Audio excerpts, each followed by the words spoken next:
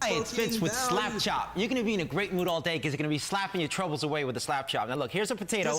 One slap, you got big chunks for stews. Two slaps, home fries in a second. And look at this. But you add a mushroom. Valued. You add a mushroom. You add a mushroom. You add a mushroom. Crocodile. Smoking valued. I'ma stop a beat until I speak. I jumped and leaped and loud growl, dude. And they gon' have the sound cued. I'ma make it happen, take it fast and new level. Woo, here I move. I'ma give it to you, no forgive. I speak the voodoo, who no rude. I peek into you deep into the beat. Fortitude is reheat the clear attitude and believe. I heat Cali groove and you seek the fear magnitude of the streak. I hear I conclude. Years bathing in lab lava. Given time to shine, I'm living rhyme, grind proper. Ride time, super big Mac, super whopper. Coming hot wheel, Apache super chopper. Grizzly with the power, you coming Kukawala. You step into a lesson, wasn't guessing I'm a scholar. I rob you of your own superpowers, hitting hotter, heavy spitting you hot, I'm hotter. And they're nada. I'ma take everything so they know there's no bell to ring to see anything. When I ping, I shoot beans and make body please. I'm the king, Cali dream, finest things. Know what I mean? Know what I mean?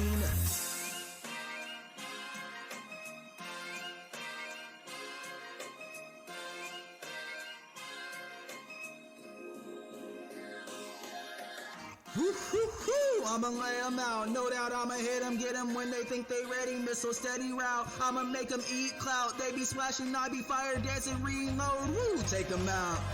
I take it, rules I'm breaking, forsaken, the ones who faking, I'm raking, the limbs I'm taking, collection is for the making, get, turn them bacon, I'm tearing, their ears are shaking, the chef loco, I be baking, annihilation. Don't play games, Mr. Rubber Ducky. You be smashing, I'm dashing, tsunami hockey clashing on your pucking.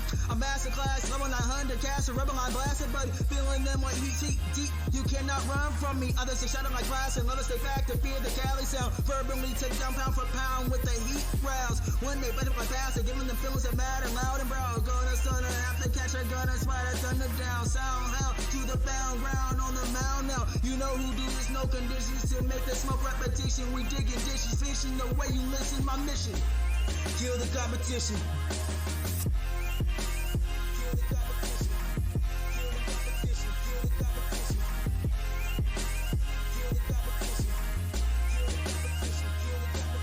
Hi, it's Vince with Slap Chop. You're gonna be in a great mood all day because you're gonna be slapping your troubles away with the slap chop. Now look, here's a potato. One slap, you got big chunks for stews. Two slaps, home fries in a second. And look at this. But you add a mushroom. Crocodile. Damn, son, where'd you find this? What up? The ZBT3, aka Cali Crocodile. Let's get in on this. Yeah. Run with lashes. The master comes at you faster. You'll hear the sound of the drum, but won't matter because for one, the matter has heard natural disaster. Now call me Super Slasher. You're done. Ooh. You really Glad think to you be can back, beat Mr. me in Lewis. this mist? Now watch me show no equal bound to unleash the battle. Mo growling, I'm lethal force routing MCs. I make it course. People, it's legal. I'm evil. It's spit, it's just lethal. I evil like an evil on you fetal beetles. A diesel. Try to escape my demonstration. Too late, you face demolition. They shake when I quake. Validate their mistakes and split they to pay. I'm the great Cali Crocodile and you on the plate. I enforce my reptile style, volatile and spitting acid bile rejected in all your files. Yeah. Yeah. I like that. Let's go in and like that again. Yeah. So much denial, chances futile. I'm agile, I'm vicious, whipping dishes, delicious. Pray in my kitchen, pray you not in my vision. Bad decision, never missing. Break you down like your illusion with the angels singing. Leave 'em. I'm reaping demon, defeating competition. No verbal intervention, no more squeaking. I deepen the hole they weaken. So no more creaking. I give you that flow you seeking. I'm striking like night and speaking. Burnt eardrums of non-believing. Peter Piper breathing pepper spray sniper. I make you sleeping. Woo. Yeah.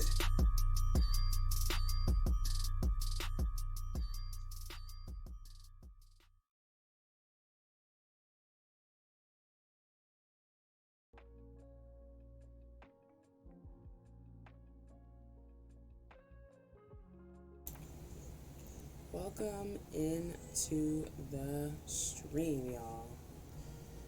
Music was by my husband, Cali Crocodile, aka GBT3. Music, if you're interested, that comes quick. I have a command specifically for his music. Let me grab a song real quick and just put it on repeat instead of it going at random. Oh, I hear the baby. I hear the baby. But you cheated. Anywho, welcome into the stream, y'all. Thank you for being here. My name is Doña, aka Doña the Light. Today we will be having a wonderful discussion on how to heal from your mistakes, especially the ones that you feel the impact of for years and years and years to come. If you're new here, thank you for being here. If you're catching this replay on YouTube, please subscribe to my YouTube channel. My content is wonderful. Every day I stream live here on Twitch and discuss some aspect of mental health as it relates to myself, as it relates to Black women, as it relates to the Black community, because we need it, right? Also, if you're new here, essentially every single one of my streams is going to play like a podcast. And I would deeply appreciate if you put me on in the background and just listen to me. Listen to me while you drive to work. Listen to me while you get the children ready for school. Listen to me while you are at work. Whatever it is. But essentially, visually, nothing is happening during these streams. It's a video podcast just because there's video involved, but you're not missing anything if you don't actually get to watch the video. So once again, please subscribe to my YouTube channel. Please leave me a thumbs up, like, and share your thoughts in the comments. I haven't had any comments on my YouTube videos, and I really would love to hear the perspective and the thoughts and the opinions of anybody who's watching these videos. Let's dive right in. Healing from mistakes that impact you for years to come. I mention it pretty often, but I'm in this mom group on Facebook. 87,000 members. It's called Black Moms, just Black Moms. So if you're interested in joining, feel free to do so. Because of the fact that there's so many members, women are posting in there multiple times a day. And, you know, we're asking questions that we would just ask other moms. Some of those questions have to do with, oh my goodness, I don't know how to braid. What do I do with my child's hair? Some of those questions have to do with, ooh, look at this rash. Have y'all seen this before? What should I do? Etc., etc.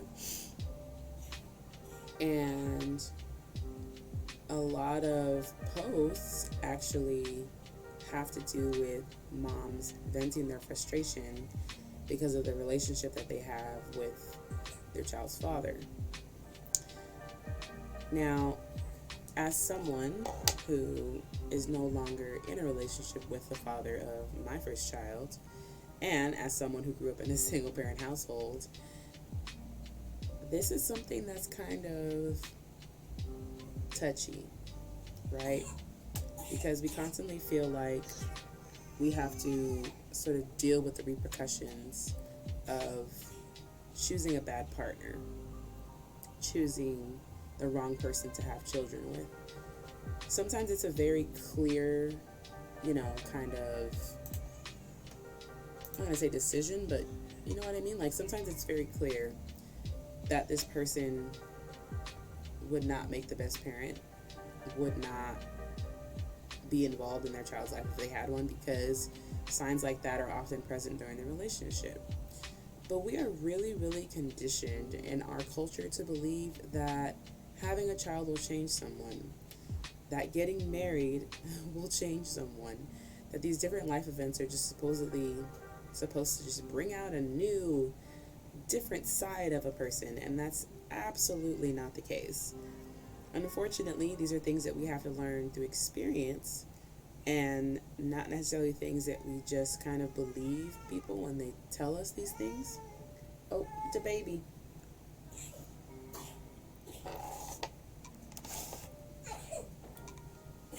Oh, the baby. Oh, it's serious. What? What happened? I just changed his diaper. Did he poop again? Oh, Kairu. He said, Oh, no. yeah. You wasn't shooting poop blanks, huh? You was doing the thing. Oh, baby. Okay, hold on.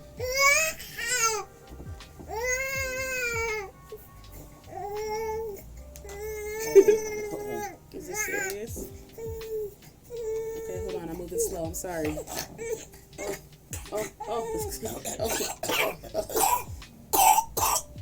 Oh, Yeah. coughs and snorts and it's very serious. Your mother only had a few moments left. Right. I am passing away as we speak. As I cough my little lungs. Right. Oh, baby boy. It was a lot. Pray the will. Right. Right, my last will and testament. This is the end. This is the end. So, anywho, now I can only share this from the perspective as a woman, because I am a woman. But we are often left with the entire burden of choosing the wrong person to have a child with. And the worst part of it, in my perspective, is not necessarily that we are impacted, but that our children are impacted. Now, Jones is one of the people who I know that's experiencing the flip side of it. As a man and a father, is experiencing the unfortunate repercussions of, and that's what's hard. I was going to say, choosing the wrong person to have a child with. But that's what's difficult, because we don't always choose that person for that purpose. Just because you're in a relationship with someone doesn't necessarily mean that you feel that this person would make a great parent, parent. But when life gets to lifing and pregnancies get to pregnating and a baby is on the way, a baby is being formed, a baby is being created, a baby ends up being born, then we have to make the decision, which I think herein lies the real issue, right? I believe that it's a woman's choice, completely a woman's choice to, right, life does be life, sis Jones. It absolutely does. I believe that it's completely the woman's choice to have a child or not have a child. Now, of course, here in the U.S., different states get to make that decision for you. Yay. But there are situations lots of situations, which we don't have to dive into, but even in situations that are consensual at the time, if it does result in a pregnancy, I deeply believe that a woman should have the choice to continue that pregnancy or to end that pregnancy for a multitude of reasons. Primarily because 9 times out of 10, the woman is going to be the one who is caring for and whose life is completely changed with the addition of this child. And because the woman's life is going to be completely changed with the addition of this child, it can feel very difficult to even move forward or heal from the mistake of procreating with the person in which they procreated with. Now, ideally, in a perfect world, regardless of the relationship between the parents, the child would be at the center of their interactions and their relationship, right? And all the parents have to do is remain civil, remain cordial, and just respect each other as human beings. In front of the child, away from the child. That's all they have to do. They don't have to like each other. They don't have to, go to each other's graduations. They don't have to do any of that extra stuff. All they have to do is be cordial and civil and respect each other as human beings. Now, given the type of human being, that person is, right, Jones says sounds too good to be true. And don't I know it, right? Don't I know it? I'm experiencing it now. But the reason why it feels so difficult to heal from this type of mistake is because of the fact that we are reminded of it every single time we look at our child. Not only that, but often we're reminded of it by other people in our lives. People constantly asking, where's so-and-so's father? Where's so-and-so's mother? You don't have to put that in there, babe. It's just a belt. Where's so-and-so's father? Where's so-and-so's mother, you know? When's the last time, you know, baby saw them or whatever? And it's constantly brought up. It's constantly reminded. Good morning. I am here. This is whose music was playing just now, y'all. This hand. Oh, no. Not you doing rave hand stuff. I'm done with you. Good morning. I am here. I can't hear you because I'm in church, but I wanted to say hello and I love you. I love you too, Fergie. I Meet you up at church. She's amazing. will text you. Fergie is the truth. Oopsie.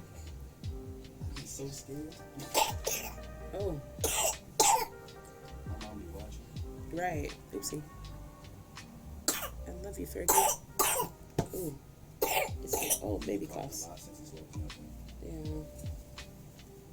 Okay, little baby. Okay. Like, she's trying to get all that, all that stuff. Okay, little baby. Okay. Anywho, we're constantly reminded of oh. Let it out, baby. Let it out. Constantly reminded of the mistake that we made, the fact that we are not supported, not, you know, all kinds of things. Oh. Just not able to, we're not in a situation that we'd want to be in. Oh, babies. Oh, babies. Oh, it's gotta come out. It's gotta, where are you going? What you looking at? We're constantly reminded that we're not in a situation that we want to be in. At the core of this, especially for me, as I mentioned, as someone who is not in a relationship with my oldest son's father, the core of this for me was not expecting myself as a parent out of this other person. So adapting my expectations, adjusting my expectations, and also forgiving myself. Forgiving myself for choosing the wrong person. Forgiving myself for being in a relationship with this person and okay, time to pay attention. See you soon. Forgiving myself for seeing the way that this person behaved in our relationship, you know, while I was pregnant, and assuming that things were going to be different. And again, that was me expecting myself out of this person. I thought that, well, I don't know what to do. You know, I'm a first-time parent as well, just like him. And, you know, I'll just have to figure it out along the way and I'll adjust. So I'm sure that he's going to do the same.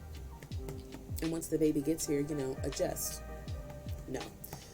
What I had to accept was that the person that he was showing me as to who he was when we were, you know, when our relationship first started and while I was pregnant, that's the person that he's always going to be until he makes a choice to change his behavior, to grow, to what have you. But forgiving myself and telling myself that this mistake, because here's the thing, there are two emotions that could be, I guess they would be emotions. Two emotions that could be associated with making mistakes. You have guilt and you have shame. Guilt says, I have made bad decisions. I have made bad choices. But shame says, I'm a bad person because I have made bad decisions. I'm a bad mother because I chose the wrong father for my child. I'm a bad person because, you know, I didn't take the time to try and, you know, work it out with this person. I didn't make an effort to go to therapy. I didn't do this. I didn't do that. So that makes me a bad person. And if shame is associated with the mistakes that you've made, it can be really, really dangerous. Because now you're not only tearing yourself down, but you're essentially fueling. Cali Crocodile says, yeah, shame seems very poisonous. It absolutely is. Now you're fueling this very poor view of yourself with this shame. Now you're fueling anxiety. Now you're fueling depression. Now you're fueling self-deprecating thoughts. Now you're fueling thoughts about harming yourself, potentially thoughts about ending your life, because shame tells you that you are a bad person. You inherently are a bad person. Not that you've done bad things, but that you're a bad person.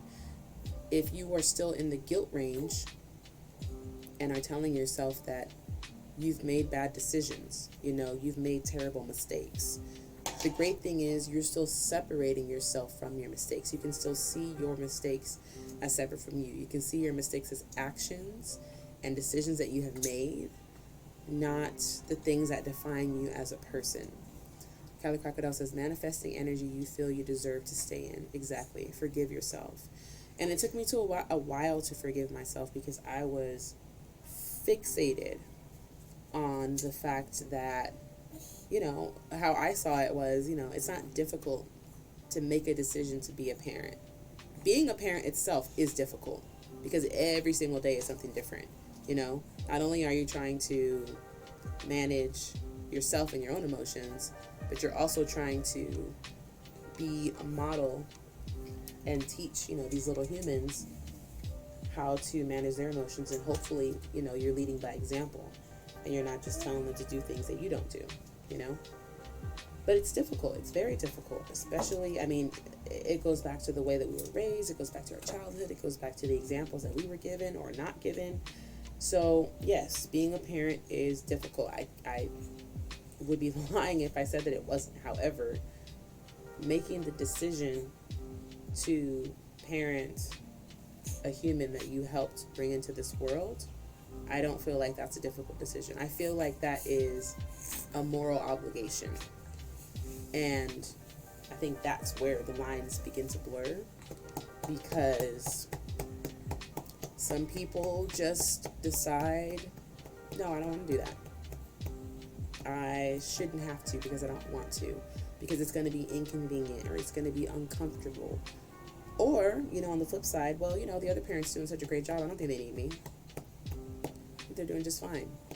When in reality, again, it's not about the other parent. It's about the child. The child needs both. Absolutely needs both. And this, could turn into a completely different conversation. Bless you, little baby. Bless you. Which it just might, and that's okay. But, hold on. Don't scream at me. Where's your nose? Oh. Letting it sing. Bless you. Cali Crocodile says, always about the child, but some parents are still children. And fear raising due to healing, or due to feeling they still need wisdom. Fear of failure. Absolutely.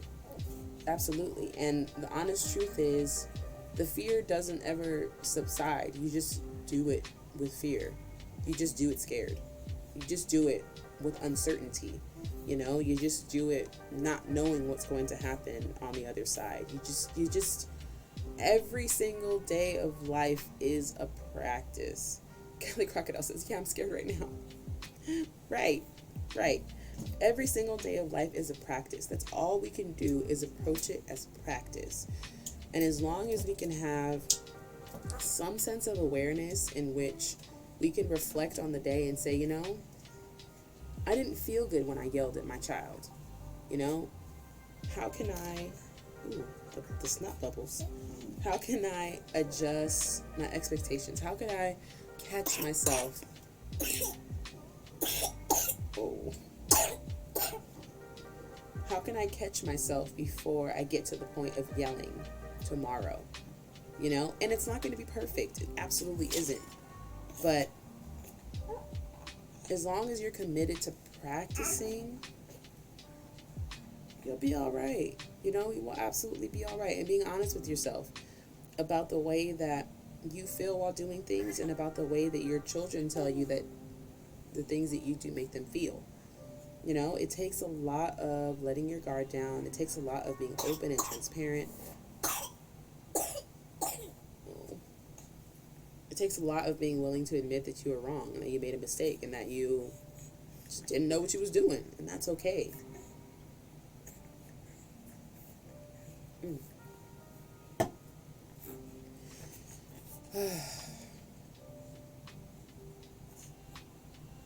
Another huge aspect of healing from mistakes that seem to, you know, continue to impact you, in addition to forgiveness, is to seek therapy. For example, I was in an abusive relationship, and I forgave myself at some point, but I still experienced a lot of stress. Yes, Joan says seek help. I experienced a lot of stress. I'm not sure if I was experiencing PTSD. All I know is after it happened, I was deeply afraid that he was just going to pop up somewhere. Because after they took him away, after they arrested him, I had no information. They didn't tell me, like, what was going to happen next. They didn't tell me, you know, here's how long we're going to detain him or whatever.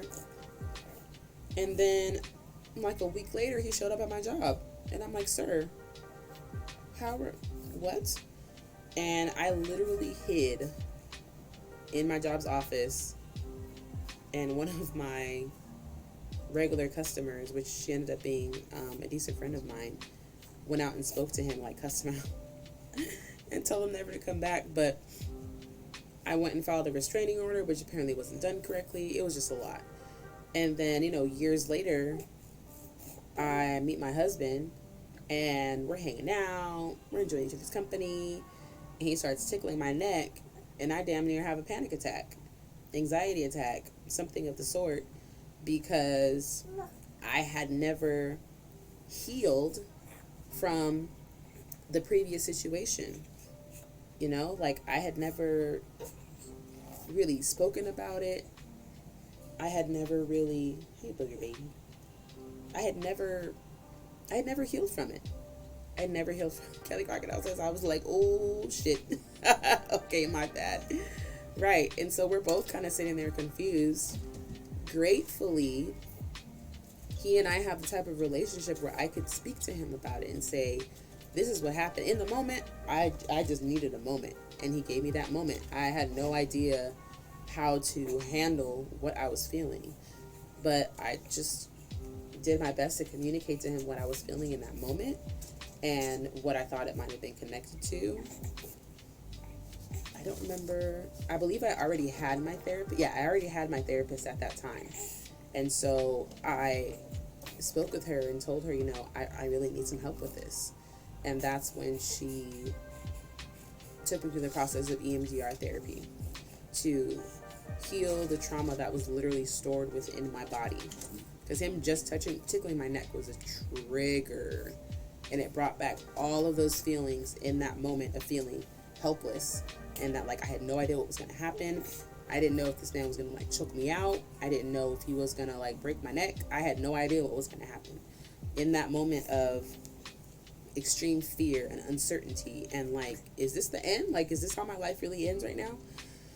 Excuse me. Everything was stored within my body still because I never healed from it. I did nothing afterwards in the way of therapy. So my therapist and that EMDR was, you know, my saving grace. Absolutely was. But in that moment of having a panic attack, anxiety attack, I also went back to blaming myself for even being in a relationship with that person. But we have to remember that mistakes, big or small, or regardless of how long they impact you, are lessons. We literally cannot learn anything in life without making mistakes. We can't. Okay, baby, hold on. The whole, not gonna say the purpose of life, but essentially, you know, one of the biggest reasons why we are here is to is to get comfortable with making mistakes, because mistakes lead us to new discoveries. They lead us to learn about what works for us and what doesn't work for us. They lead us to learn about, who's really here for us and who's not here for us. They lead us to learn about the things that we love and the things that we don't love, the things that work for us, the things that don't work for us, Taking risks and making mistakes are the way that we are supposed to live life. We are supposed to make mistakes. We are not supposed to get things right 100% of the time.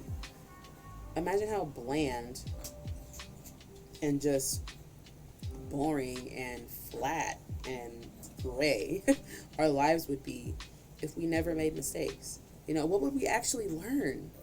There's so many times which Grover and I were talking about my nephew Christopher, the fact that he's the type of kid, he's 4 now?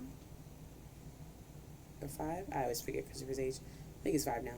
But he's the type of kid that will run, bump into a wall, hit his whole face, and then just keep going. Nothing stops this kid. And so we're always super concerned because he doesn't cry.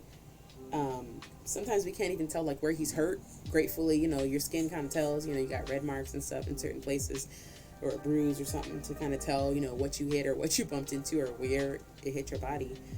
But, we're so concerned about him getting hurt and him, really, really hurting himself. But the reality is that's the only way that he's going to learn, is by bumping into stuff and by tripping and falling and making mistakes and skinning his knee. And these are the ways that he has to learn. As much as we want to prevent our children from getting hurt, making mistakes is the only way is the only way that a lot of us can learn, and it happens to all of us at different ages. This is something that I hear mothers or parents of teens and preteens complain about all the time. Right, Kyrie said, give it here. Teens and preteens complain about all the time. They're communicating with their teens and preteens about their friends, right? And the way that their friends behave, and they're talking about how their friends are low-key shady, or just not the best of friends, or not good people. And they go into the group and say, what do I do? My daughter just can't understand that this person just isn't a good friend. My son keeps hanging out with these people and they're just not really here for him. What do I do? And the honest answer is, you can share honest stories about your life with your children, but they're still going to have to learn the lesson on their own. They're still going to have to learn the lesson on their own. Mistakes are here to teach us. Experience is the best teacher, point blank, period. But we also have to remember that if we experience something and we can't move forward from making a mistake, that's a problem. If we're holding it over our own heads and saying, my goodness, my life would be completely different if I hadn't made that mistake, and we dwell on it, and we just really, Kyrie, that's how you feel? I love you too, baby. That's my face. Can I have it back? Okay. Anyway, we. It's like your hand on you, but small. This little hand. Like a midget. What are you doing? It's like a mini Doña hand on me. If we find that we cannot move forward from the mistake or see the lesson that we were supposed to learn, and we are constantly blaming ourselves for making the mistake, we're constantly, holding it over our own heads and saying, I can't believe I did that. I can't believe I allowed blank to happen. I can't believe whatever. Then we need to seek some support. We need to seek some help. We need to talk to someone about the way that we're feeling, because we should be able to move forward from mistakes. Now, if mistakes are accompanied with trauma, like reaching down to, check the next turn on your GPS, looking up, and now you're in a car accident and your whole family's in the car, or getting into a relationship with someone and them ending up being abusive. If those are the mistakes that were made and trauma is accompanied with them, you need to seek support. You've got to speak to someone, because holding that over your head it's not healthy, and it's not productive, and it's not going to help you move forward or heal. Like, the more that you blame yourself and say, I can't believe I did that. That was such a stupid thing to do. That was such a terrible mistake to make. Again, now we're talking about guilt. That's not going to leave room or create space for growth. And you won't be able to learn from that mistake if you are still faulting yourself for making it in the first place. We really have to, like I mentioned, forgive ourselves, but just really accept and normalize that making mistakes is okay. Making mistakes is okay, and that we all do it. There's no one on this earth, either now or before us, that has not made a mistake. And sometimes those mistakes result in really great things. Sometimes, like Bob Ross would say, there's no mistakes, just happy accidents. That's all we have is a bunch of happy accidents. But sometimes those mistakes, but again, taking risks is what leads to new discoveries. And sometimes what we might think is going to result in a mistake actually leads to something incredible, But if we hadn't given ourselves the space and opportunity to take that risk or give whatever a try, we never would have found out blank. We never would have discovered blank. We never would have went out of our comfort zone and tried something different, right? Taking that risk is what allows us to create space for growth.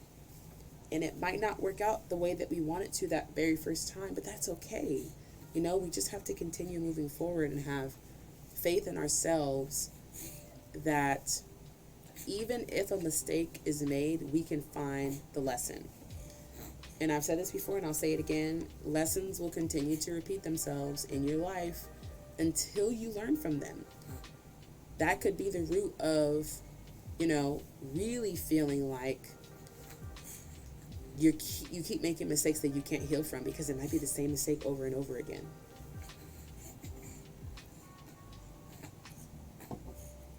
If you find yourself consistently attracting people that are mentally, verbally, physically, or otherwise abusive to you, check yourself.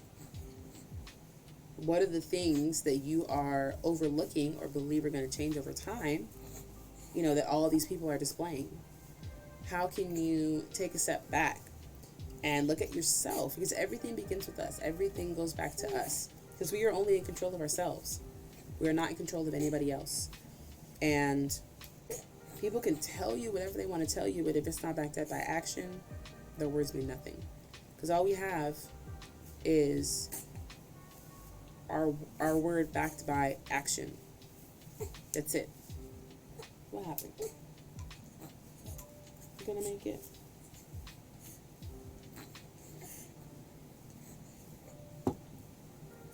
So again, if you feel or find that there is a mistake that you are constantly making,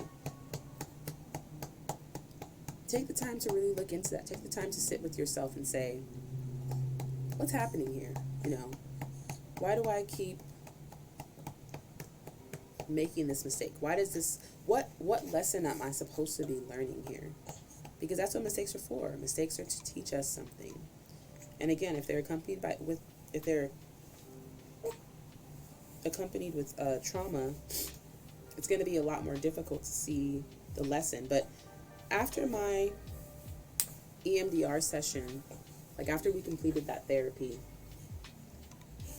with my therapist asked me, now when you think of this ex-boyfriend that you had, and you think of the situation in which, he just randomly went off one night and decided to pin you to the ground while you screamed at the top of your lungs,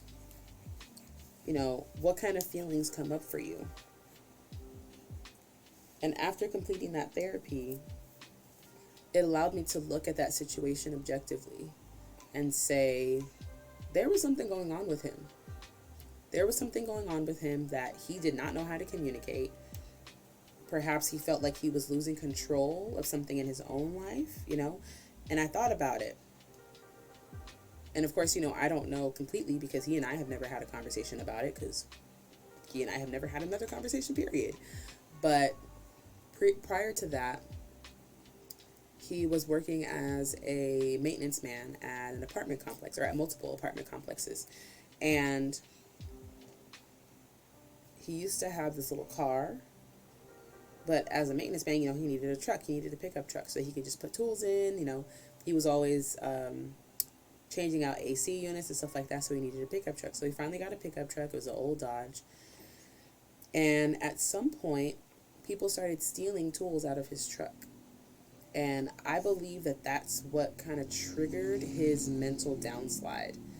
I don't know if maybe he started using drugs or experimenting with drugs.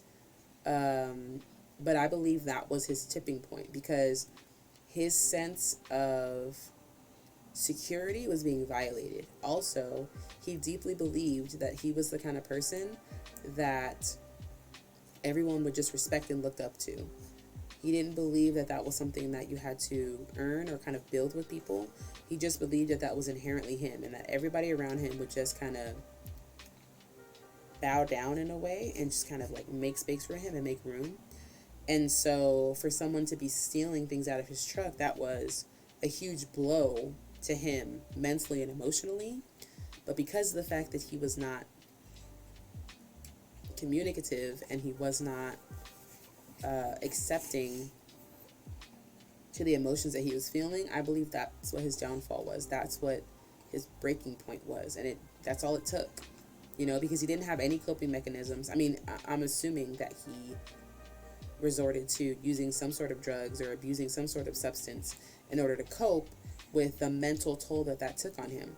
Now, again, these are all assumptions that I'm making, given the fact that, like I said, I can look at the situation objectively and see that there was obviously something missing.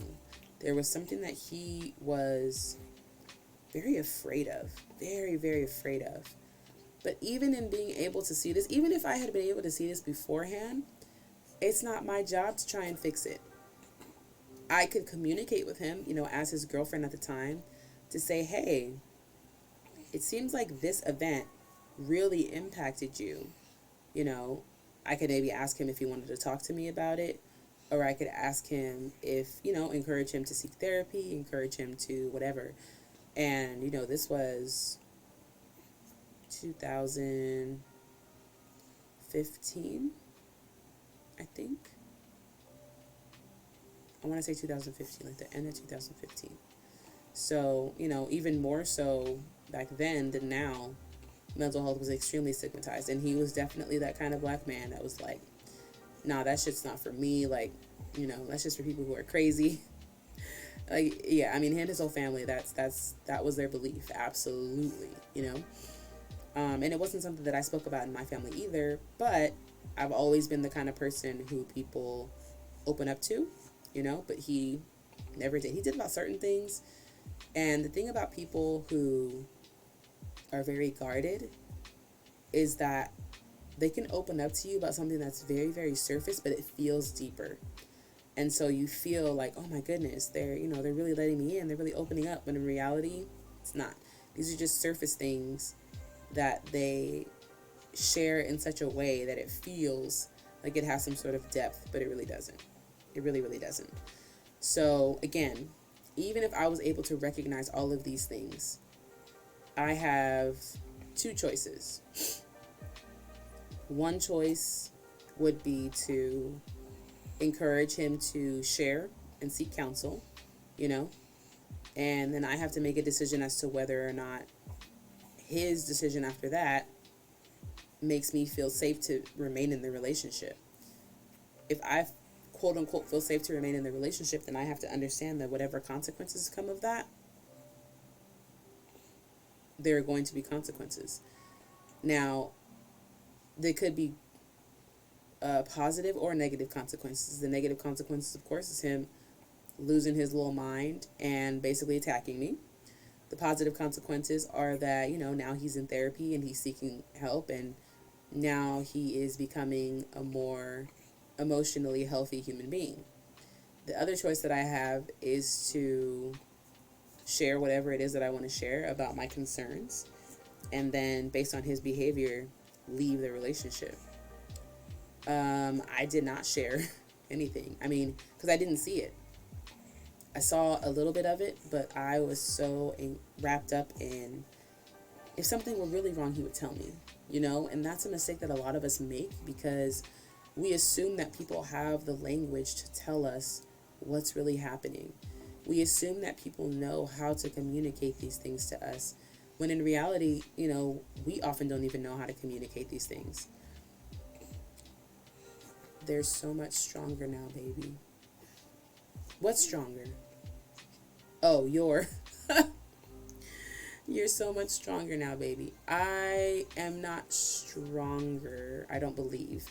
I believe that I'm more aware and I am more communicative, and I am a lot more comfortable with over communicating than just not saying anything at all. I believe that, yeah, I agree with that. I believe that I am more aware of people's behaviors, and I'm a lot more observant, and I take people's behaviors for what they are. I don't believe that people, yes, people make mistakes, right? That's the whole premise of today's conversation. People make mistakes. But if someone is confronted about a mistake that they make, and they continue to do it without any kind of acknowledgement of any behavior that shows that they're trying to prevent themselves from making that mistake, then they're not trying to prevent that mistake. It's like me telling my husband, hey babe, you're eating way too many Pop-Tarts. I love Pop-Tarts. You're eating way too many Pop-Tarts and it's impacting you, Your teeth have been hurting. Your stomach has been hurting. You got acne, you know what I mean? Like your skin's breaking out, whatever. He says, oh my goodness, you're absolutely right. I'm definitely I'm gonna do something about that. Thank you for bringing it to my attention, whatever. And he continues to eat the same amount of Pop-Tarts, but then still says the same thing. I'm gonna cut down. I can see that it's impacting me, yada, yada, yada. That illustrates to me that he is not going to change his behavior. That he's okay with this mistake. And, this is a mistake that doesn't necessarily impact me, but I do have to deal with, him telling me about his stomach aches, or, him telling me about his teeth hurting, or, his acne, him discussing those concerns with me. Now, if I bring this concern to his attention and he says, oh my goodness, you're right, I'm definitely going to do something about that. And the first thing he does is stop buying Pop-Tarts, or, maybe instead of a 16 pack, he's buying a 4-pack of Pop-Tarts and saying, I hear you, babe. I'm working on it. I have to do it a little bit slowly. I've tried to stop things cold turkey, and it makes you want to go back and, basically hit things even harder and go back with a vengeance. But his behavior is showing me that things are different. He moved from eating 4 Pop-Tarts a day to eating 2 Pop-Tarts a day. And then instead of buying, the giant mega pack of Pop-Tarts, he only buys a small pack of Pop-Tarts. Those are tangible ways in which his behavior is showing me that he's working on fixing this mistake. Maybe after every time he eats a Pop-Tart, he goes and brushes his teeth, or he chases it with a whole bottle of water or whatever, in order to help his system fix, cleanse, whatever, rinse all the sugar out, whatever. But these are behaviors that he is showing me, or these are behaviors that he is doing in order to illustrate that he wants things to be different. You know what I mean? That he sees his mistake, sees how it's impacting him, and then is choosing to take different actions to have a different result. Because the definition of insanity is doing the same thing over and over again and expecting a different result. That is the definition of insanity.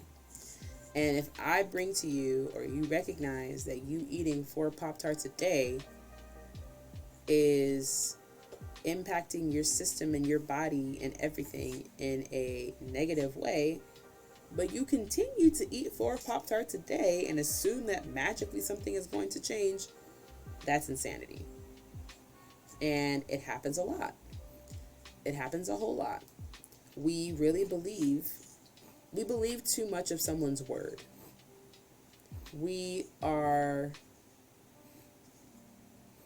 Kelly Crocodile says, we need to treat our bodies as the amazing shells they are. We absolutely do. We absolutely do. These bodies are incredible. They really are.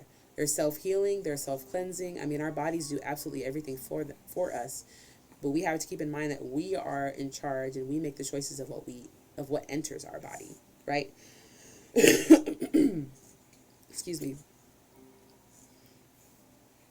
I lost my train of thought. Poop on a cracker. I wish I could rewind the video and remember what I was talking about. We take people's words for,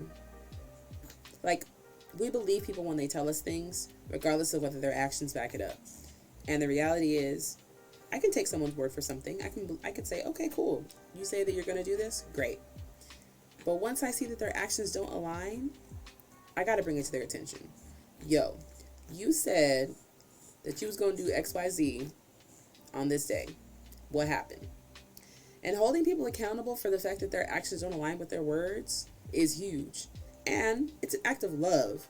Because if I didn't love you, I wouldn't give a crap. And I would not bring it to your attention because I don't care.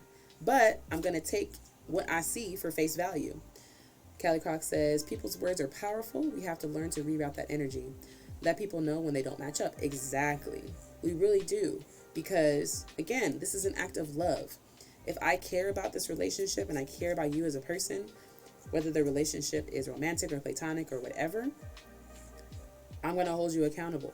And as the person on the receiving end, I have to be able to hear that and accept it and decide whether I'm going to do something about it. If my husband brings to my attention that I said XYZ and was going to do it on this day and my actions don't align and he brings it to my attention and I respond with, for real, man, that's how you feel? How you know I wasn't going to do it this day? Excuse me. If I respond with being defensive, I respond with additional excuses, then it's up to him whether he wants to tolerate that or not. But again, the fact that he's even bringing it to my attention means that he loves and cares for me. Because if he didn't, he wouldn't say anything.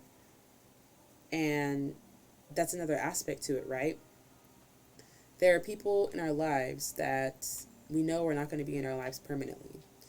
And sometimes the hill that we choose to die on is trying to convince this person or illustrate to this person that what they're saying and doing is wrong. When in reality, the things that they're saying and doing have nothing to do with us. They don't impact us at all. They are not a major component of our lives. But because we feel that, the things that we believe or the things that we do are absolutely correct and, we feel kind of holier than thou, we are determined to convince this person that what they're doing is wrong and they need to change their behavior. This is feeling very churchy. They need to repent. They need to ask for forgiveness, because it's the right thing to do. And in reality, the right thing to do is subjective. Everyone has a different moral compass in some small way, shape, or form. But it's not my job as a human being on this planet to force everyone to move in a way that aligns with my moral compass.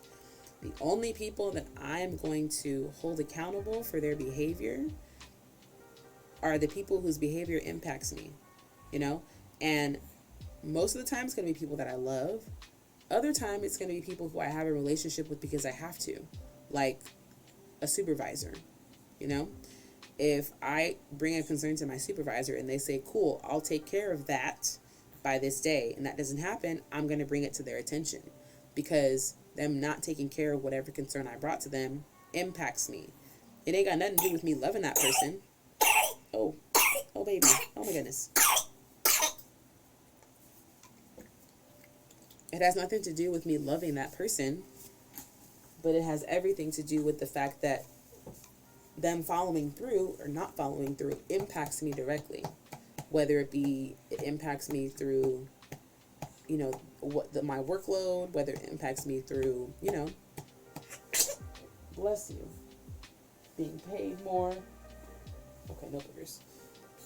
If it impacts me in some way, shape, or form, you bet your bottom dollar I'm going to hold that person accountable. But we need to get more comfortable doing that, And in the workplace, it's really important to get that stuff in writing. So-and-so said they're going to do this by this day and time, and I told them I'm going to follow up this day and time when whatever is supposed to be completed. Now, if you do that with your friends and family, it might seem a little weird, but that might be a really great way to hold them accountable, especially if this is someone that you love, who has a track record of saying they're going to do lots of stuff and then really having trouble following through. If this is somebody that you love, record them. Say, hey, I'm going to record you saying this. And, next Tuesday, if this doesn't happen, I'm going to hit you up and I'm going to play this recording. And I'm going to remind you of what you said. And I'm going to remind you of what you agreed to. And we're going to have a conversation about how we can change this moving forward. Because we agreed that there would be a follow-up to this conversation. We agreed that if you didn't do the things that you said you were going to do, that we would have a conversation. And that the next step would be, therapy. Because why not? What better way to work on this little hand? What better way to work on changing your behavior than working with a life coach or a therapist who's going to address that behavior with you, get to the root of it, and give you tools to take small steps to move forward towards changing your behavior. Sometimes the behaviors that we choose to change are just too big. Like quitting Pop-Tarts cold turkey. Sometimes quitting Pop-Tarts cold turkey is just too difficult mentally, right? We have a lot of ourselves that are wrapped up in the emotional experience of eating Pop-Tarts, right? So just quitting Pop-Tarts cold turkey is just really, really difficult. Kelly Crocodile says, you got it. Quit. I haven't bought Pop-Tarts in a while, okay? There's no Pop-Tarts in our pantry right now. But, yeah, Kyrie, I haven't bought Pop-Tarts in a while. I haven't bought them in a while. Anywho, it's easier said than done. I tell people all the time, first you have to become aware of it, and then you got to chop it up into small steps. But if you're incapable of that, hit me up. I am a life coach. I will help you change your behavior. I will help you change your behavior. And this is not to say that I will do it for you, because of course I can't. It's your behavior. You have choices. You have this really crazy thing called free will. So I could instruct you. I could teach you. I could create a plan. We could agree on this plan, but it's still up to you to execute. The whole goal is to get to know you and create steps for you that are easy for you to digest, easy for you to manage, easy for you to, you know what I mean? Like, because if I'm giving you things that are just way too difficult for you to comprehend, or if you can't see yourself being successful, there are ways in which we could work on other things. And then I can show you, over time, ways in which you've been successful and you don't even realize it. And that's the beautiful thing about working with a life coach or a therapist, is that they're going to keep track of the things that you're doing. They're going to keep track of all the wonderful things that you're doing and all the progress that you're making. And so when 3 weeks goes by and you're still feeling like, oh my goodness, we're still working on this. I'm still working on kicking my Pop-Tart addiction. I'm still working on kicking my Pop-Tart addiction. and I bring up to you, like, hey, babe, beloved, you haven't realized that you haven't purchased a new pack of Pop-Tarts in weeks.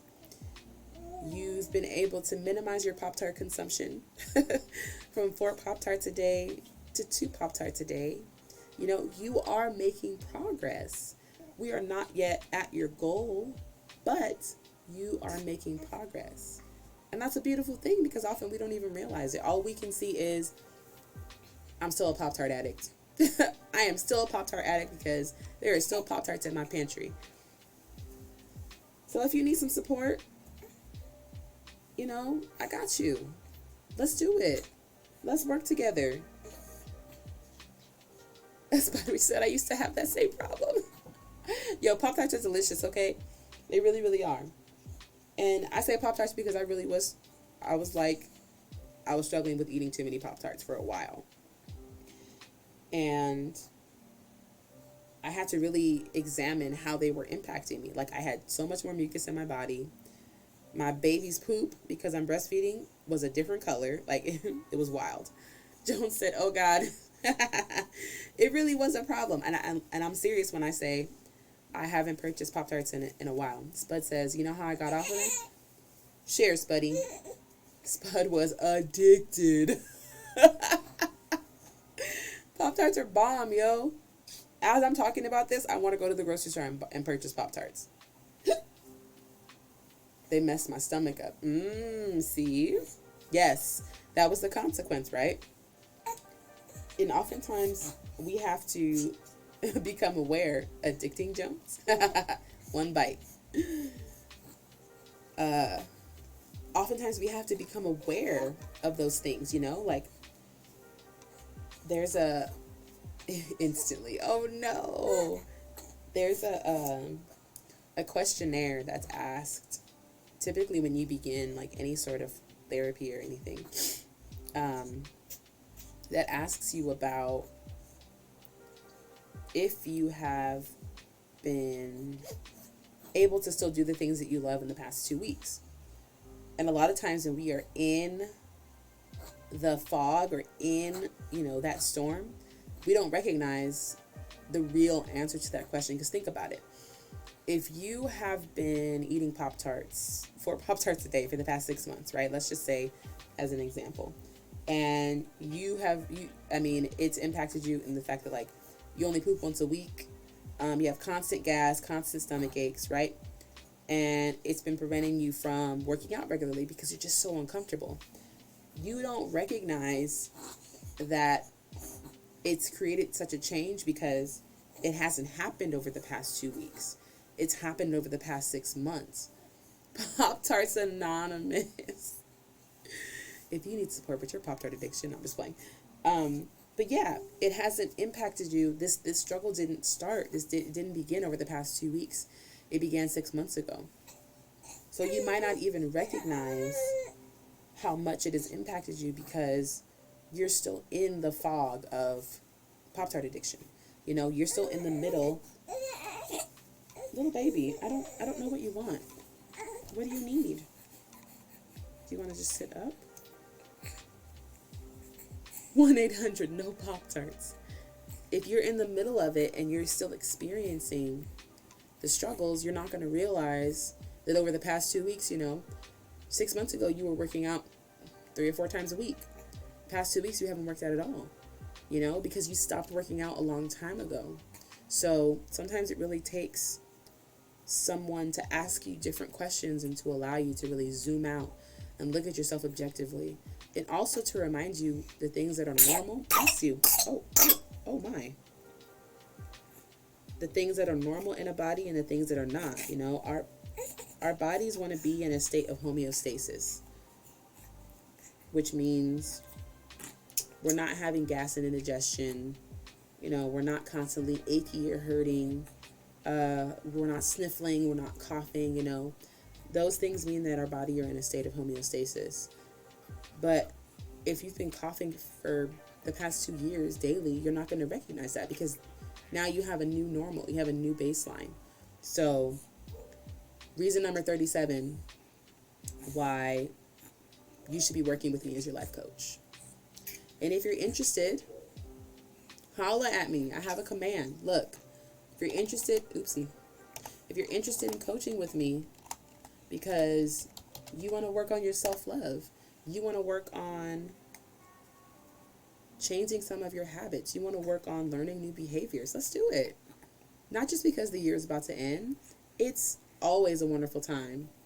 Always a wonderful time to become a better version of yourself. But we are not meant to do these kinds of things alone. We're just not, you know? We're just not.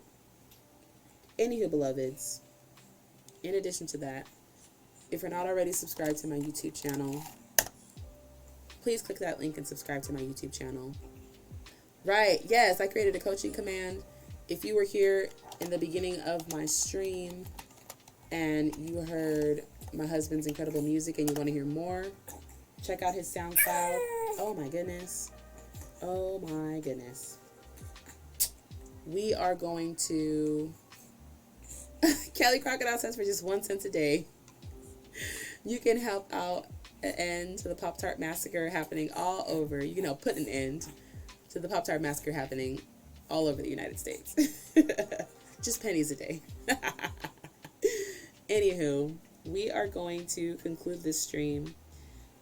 Again, if you are here on Twitch contributing in the chat, I appreciate you. I love you for being here. Thank you to my community for constantly making my streams so much better, for enriching the conversations. I love you all. If you're catching this replay on YouTube, thank you for watching. I really appreciate if you've watched up to this point, because your girl needs more watched hours. So again, pop on my videos, let them play in the background. I appreciate you for doing so, for show. I'm going to hop off for maybe like 20 or 30 minutes, grab some food, and then I'll be back with another stream to play some sort of games. I might hop back on Roller Coaster Tycoon because I haven't played since I got my new PC, so all my parks have reset. So I might play that for a couple hours before we get out of here and do our family time thing for the day.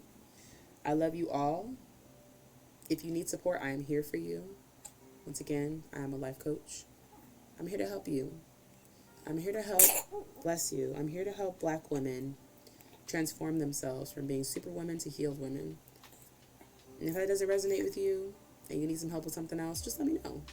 I'll tell you if I can help you or not. I'll tell you if it's a good fit. But anywho, I love you all. It's been a wonderful stream. Apparently, baby boy just wanted to sit up. Look at that little boogery nose. Is that it? Yeah. Oh. Absolutely. Yeah, we gotta stop the music to make sure we can hear clearly. Yeah. Yes. Tell them, Kairu. Tell them.